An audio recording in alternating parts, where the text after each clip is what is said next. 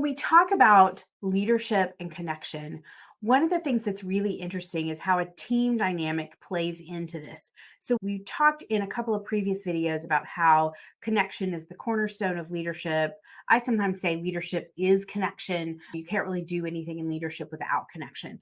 But let's talk about how a team plays into that. When we look at this graphic, there are several things I want you to notice. We start with the coral at the top. The leadership creates the connection. The interesting thing about connection is often best created and leads to community.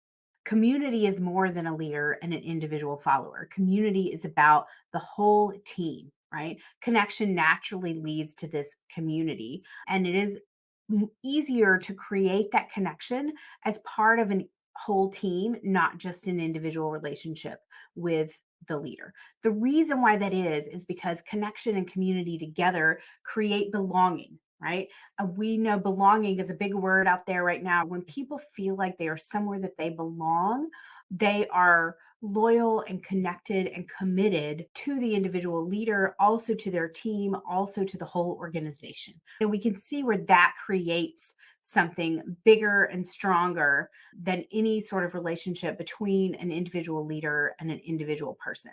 That relationship between a leader and an individual can be created in an environment where everything else is haywire and crazy, but it will only be so strong. And if that leader leaves, that connection is completely broken.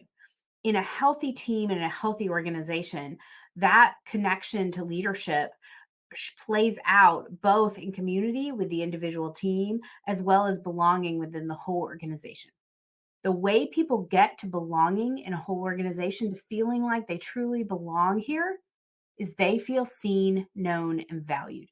Those are three words I talk a lot about when it comes to leadership, engagement, retention. When people feel seen, known, and valued, they stay somewhere because they feel like they belong there. They're part of a community, they're completely connected. The reality is that feeling seen, known, and valued means people feel loved. That's a scary concept for a lot of leaders because if I look at a leader and say, what you really need to do is love your people, I don't know about that. But the reality is that when we feel that deepest sense of connection, it looks like love, right? And it looks like feeling seen, known, and valued.